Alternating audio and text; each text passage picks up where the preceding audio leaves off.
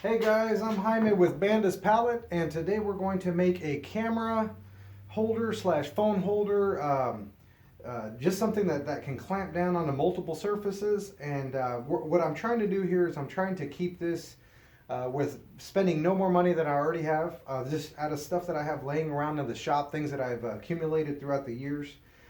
Basically, what I have here is I have a spring clamp. This is from Home Depot. These are usually 99 cents there. And what I've done is I've taken off the plastic piece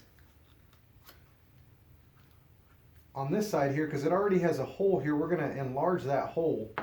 And then what I have here is this is a camera holder that the reason I bought this is a few years ago I was going to make a jig that would hold a little piece of machinery that I could position in multiple ways and then lock it down with the knob and then hold that piece of machinery there in place. I ended up going a different route with that thing, but I still have about 6 of these things here left over, and I think I bought these for like, I'd say like $2 or something on either on Amazon or eBay. It could even been Wish, but these are really inexpensive.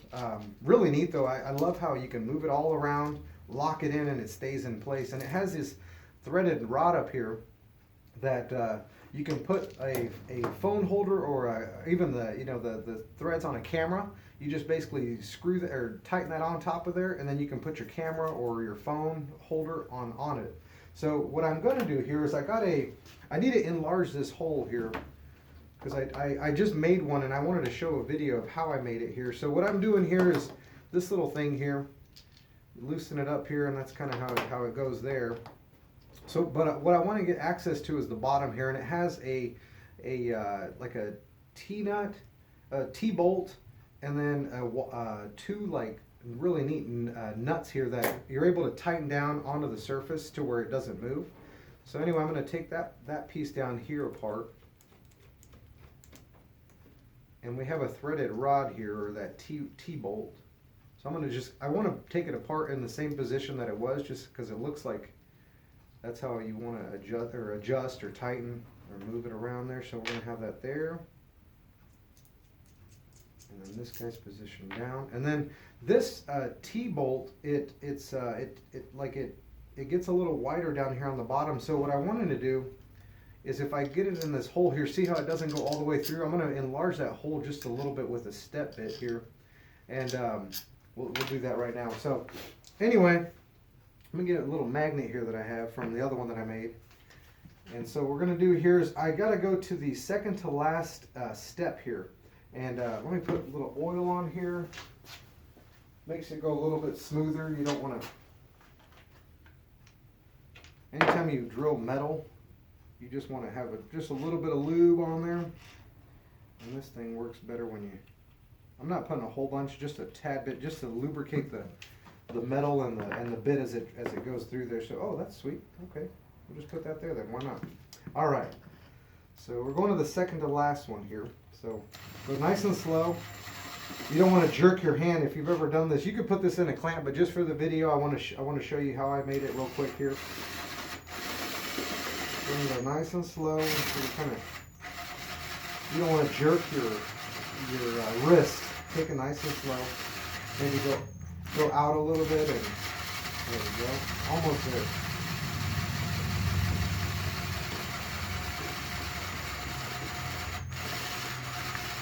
And actually, I'm going to test that right there just to see if that bolt goes through there. Sweet, it goes all the way through. And just so we don't get any metal all over ourselves, I'm going to go ahead and clean up as much as I can here. If not, I'll just get the paper towel on whatever's left over here. I don't really like getting metal splinters. Wooden splinters aren't bad, which they suck too, but I don't want to get metal splinters. That's no bueno. So go ahead and clean this up just a little bit more with the paper towel. Try to get as much as I can off here. Then I'm just going to grab all this here from the work table, and I'll clean that off later. So now we have that here, and be careful with the metal. You could get a file and kind of get that, but I'm not going to be messing around underneath there anyway. So we're going to get the T-nut or T-bolt. I keep saying T-nut, but anyway, T-bolt there. And that was positioned face down, so we're going to tighten that up here. Nice and tight. All right, and this is pretty neat because it's already in a position here to where once you tighten this up, that T slot there, or that T head, it doesn't move around. It stays in position so you can lock it in nice and tight. Then this guy gets faced down, I believe, right? Oh no, face up, face up. See, I have one that I'm watching over here. So we put that through there. And then this guy, we're going to tighten down here. Let me see here. And so I'm just putting it back together how it was. The only difference is I put the clamp on here. So I'm gonna lock it in place here.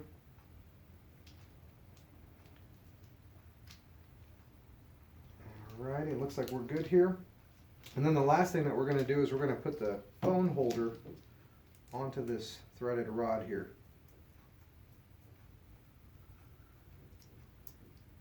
And then we're gonna tighten that up there so it's all nice and tight. Alrighty.